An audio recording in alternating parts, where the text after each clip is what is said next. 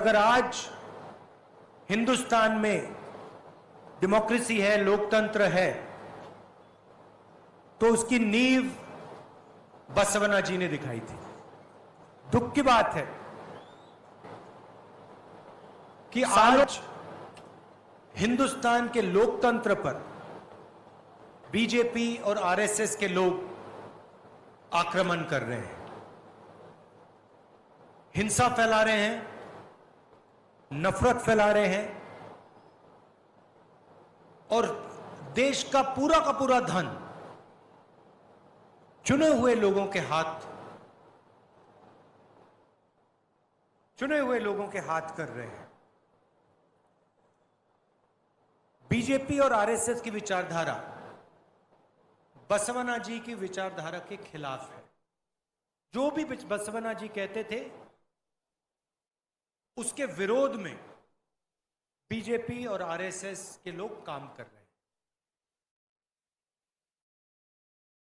कुछ दिनों में कर्नाटक में चुनाव होने वाला है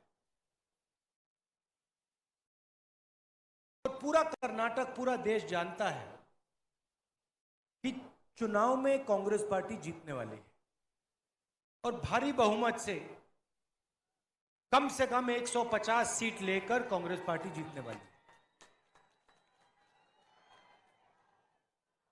आप देख लेना, जो 40% कमीशन वाली सरकार है उसको 40 सीट से ज्यादा नहीं मिलने वाली है।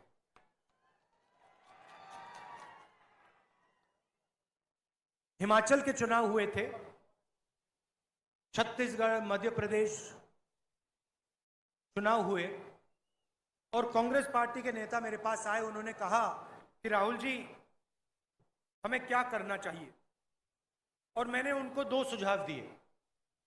पहला सुझाव था कि आप जो भी वायदे करो, मतलब क्षेत्र ज्यादा वायदे मत करो, 2-3 चीजें गारंटी करके स्टेट को दे दो, मतलब झूठे वायदे मत करो। और दूसरा सुझाव मैंने दिया कि जो भी वायदे आप करोगे उनको आप पहले ही दिन, पहली कैबिनेट मीटिंग में पूरे कर दो। और वही मैं कर्नाटक के नेताओं को वही मैसेज देना चाहता हूं। नरेंद्र मोदी जी ने आपसे झूठे वायदे किए। उन्होंने आपसे कहा था कि हर बैंक अकाउंट में 15 लाख रुपए डालेंगे, कहा था, मिल गया 15 लाख रुपया। उन्होंने कहा था 2 करोड़ युवाओं को हर साल रोजगार देंगे, मिल गया 2 करोड़ युवाओं को रोजगार। उन्होंने कहा था काले धन को खत्म कर देंगे, नोटबंदी से काला धन खत्म हो जाएगा। नोटबंदी से काला धन खत्म हो गया। तो बीजेपी ने सिर्फ झूठे वायदे किए हैं। अब कांग्रेस पार्टी आपसे 4 वायदे कर रही है और ये जो वायदे हैं ये पहली कैबिनेट मीटिंग में कानून बना दिए जाएंगे। मतलब इनको पूरा करने में 6 महीने, 1 साल नहीं लगेगा। इनको हम पहले दिन, पहली कैबिनेट मीटिंग में कर्नाटक के लिए पूरा करके दिखा देंगे। ये 4 वायदे कौन से हैं, मैं आपको बताना चाहता हूं। पहला वायदा, और शायद सबसे जरूरी वायदा, जिसे हम गृह लक्ष्मी कहते हैं, 2000 रुपए हर महीने हर परिवार की महिला को। दूसरा वायदा, गृह ज्योति, 2000 यूनिट हर महीने मुफ्त में बिजली हर परिवार को। अन्नभाग्य, 10 किलो चावल हर परिवार के हर व्यक्ति को। युवा निधि, 2 साल के लिए कर्नाटका के हर ग्रेजुएट को 3000 रुपए प्रति महीना।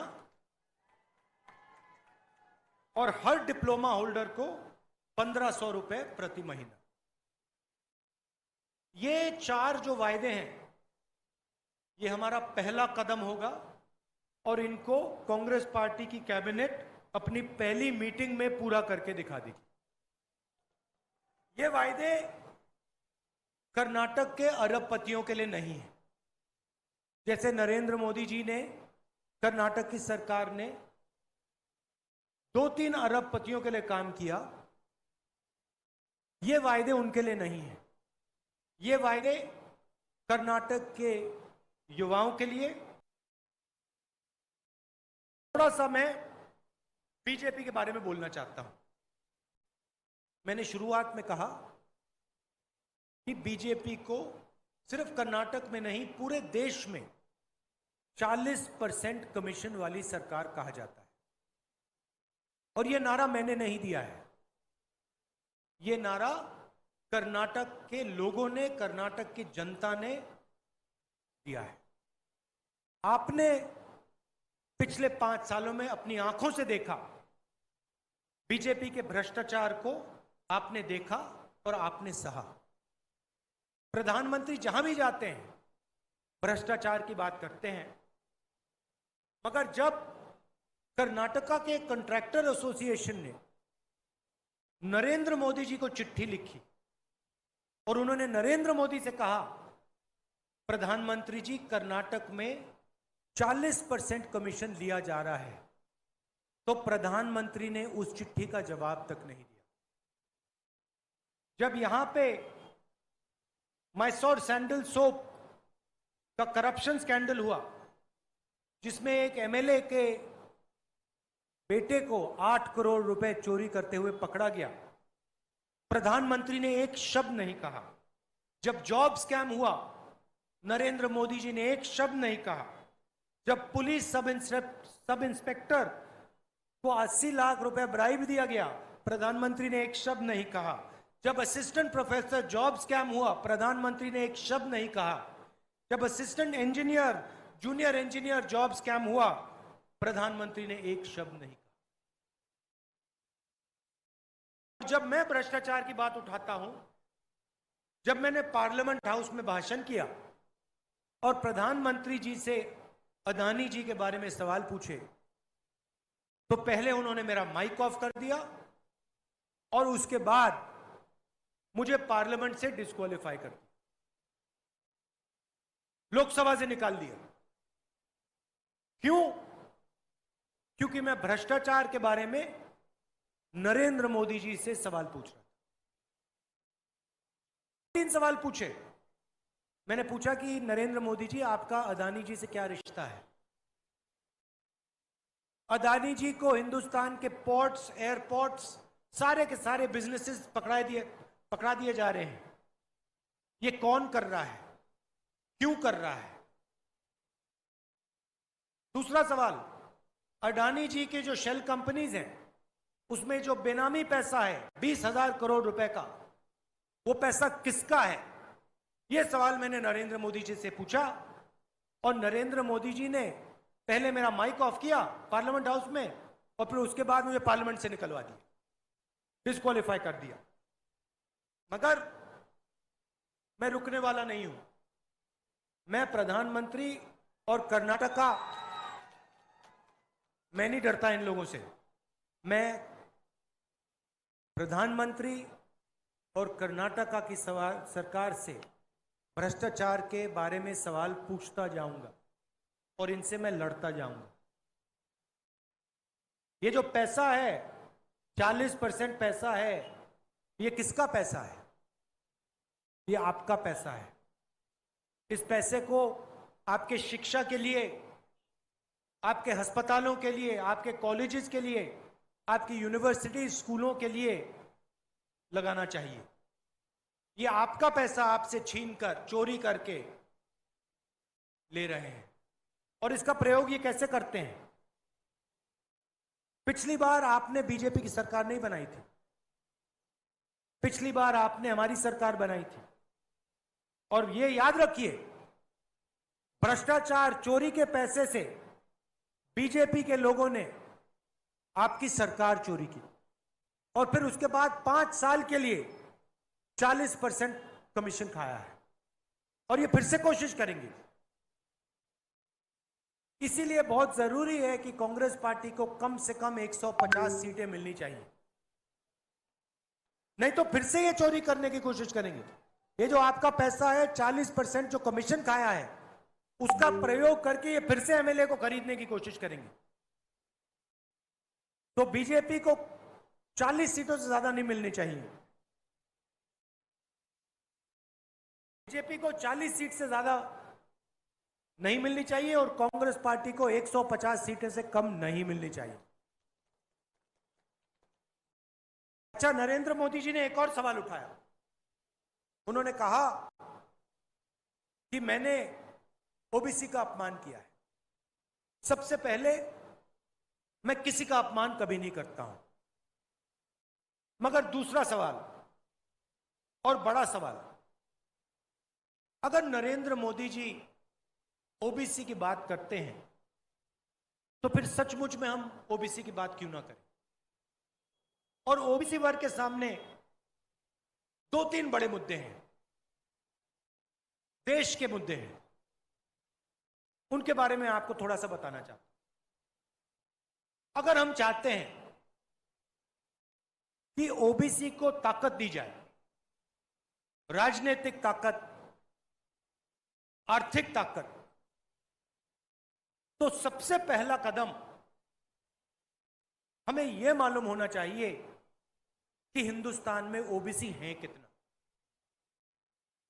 अगर हम ओबीसी को ताकत देना चाहते हैं तो पहले यह समझना होगा कि देश में ओबीसी कितने हैं, दलित कितने हैं, आदिवासी कितने हैं। अगर हमें यही नहीं मालूम तो हम ओबीसी को शक्ति, ओबीसी को ताकत कैसे दे सकते हैं। जब हमारी सरकार थी, यूपीए की सरकार थी, 2011 में हमने सेंसस किया था, और पहली बार हमने सेंसस में सवाल पूछा था कि भैया आप ओबीसी हो, आप दलित हो, आप आदिवासी हो, आपकी जात क्या है। और पूरा का पूरा डेटा हिंदुस्तान की सरकार के पास है, मगर नरेंद्र मोदी जी ने डेटा पब्लिक नहीं किया है, छुपाया हुआ है। दिल्ली की सरकार को मालूम है ओबीसी की कितनी आबादी है हिंदुस्तान में, अगर दिल्ली की सरकार किसी को बता नहीं रहे। तो मोदी जी, अगर आप सचमुच में ओबीसी को ताकत देना चाहते हो, आर्थिक ताकत देना चाहते हो, राजनीतिक ताकत देना चाहते हो, तो सेंसस में जो डेटा है उसको पहले आप पब्लिक कीजिए, कि देश को पता लगे कि इस देश में ओबीसी वर्ग कितना है, दलित वर्ग कितना है, आदिवासी वर्ग कितना है। अगर आप नहीं करोगे तो कांग्रेस पार्टी यह काम करके दिखा देगी, क्योंकि हम झूठे वायदे नहीं करते हैं। हम सचमुच में ओबीसी वर्ग, दलित, आदिवासी वर्ग को ताकत देना चाहते हैं। हम चाहते हैं कि हिंदुस्तान के लोग, गरीब लोग, कमजोर लोग भी इस देश को चलाने में उनकी हिस्सेदारी हो। तो पहला कदम यह है, नरेंद्र मोदी जी, ओबीसी सेंसस जो है उसका डेटा आप पब्लिक कर दीजिए, देश को बता दीजिए इस देश में ओबीसी हैं कितने। दूसरा कदम, ये जो रिजर्वेशन पे 50% का कैप लगा रखा है कि देश में 50% से ज्यादा रिजर्वेशन नहीं मिल सकता, इसको आप हटाइए। दूसरा कदम, सचमुच में आप ओबीसी की बात करते हो, सचमुच में आप शक्ति देना चाहते हो, तो ये जो 50% का रिजर्वेशन का कैप है इसको परे करिए। तीसरी बात, जो दलित हैं, आदिवासी हैं, उनकी जितनी आबादी है उतना रिजर्वेशन उनको दीजिए। मैं जानता हूं कि ये नरेंद्र मोदी ये काम कभी नहीं करेंगे, क्योंकि नरेंद्र मोदी जी ओबीसी से वोट ले लेते हैं, मगर ओबीसी को शक्ति, ताकत कभी नहीं देते। हमने मनरेगा दिया, हमने भोजन का अधिकार दिया, हमने गरीबों के लिए काम किया है। और गरीबों के लिए अगला बड़ा कदम ओबीसी वर्ग जो है उसको राजनीतिक शक्ति, ताकत, सिर्फ शब्द नहीं, खोखले शब्द नहीं जो नरेंद्र मोदी दे रहे हैं, मगर राजनीतिक ताकत और आर्थिक ताकत देनी है। आप 10 साल 9 साल हो गए, नरेंद्र मोदी जी ने ओबीसी से वोट लिया। आप मुझे बताओ नरेंद्र मोदी जी ने ओबीसी के लिए किया क्या? दिल्ली की सरकार को आप देखिए,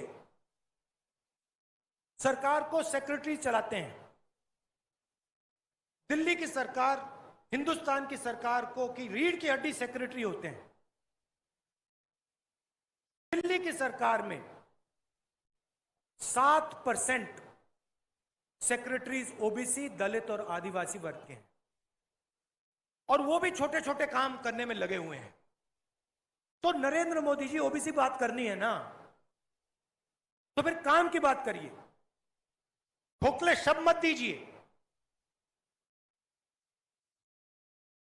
ताकत देनी है, आर्थिक ताकत देनी है, राजनीतिक ताकत देनी है, तो सेंसस के डेटा को पब्लिक कीजिए, 50% कैप को हटाइए, और जो दलित और आदिवासी वर्ग है उनकी जितनी आबादी है उतना रिजर्वेशन उनको दीजिए। ये पहले कदम है। अगर आप ये नहीं कर सकते हो, परे हट जाइए, हम कर देंगे। और ये मत सोचिए कि हम आप पे दबाव नहीं डालेंगे। पहले हम विपक्ष में जरूर हैं, मगर पहले पूरा का पूरा दबाव हम आप पे डालेंगे। ओबीसी सेंसस को रिलीज कराएंगे, 50% के कैप को हटवाएंगे, और दलित और आदिवासियों को जितनी उनकी आबादी है उतना रिजर्वेशन दिलवाएंगे। आप सब यहां आए, इसके लिए मैं आपको दिल से धन्यवाद करना चाहता हूं। हमारे कैंडिडेट हैं राजशेखर पाटिल जी, इनको भारी बहुमत से जिताइए और कांग्रेस पार्टी को कम से कम 150 सीटें दिलवाइए। बहुत बहुत धन्यवाद। नमस्कार, जय हिंद।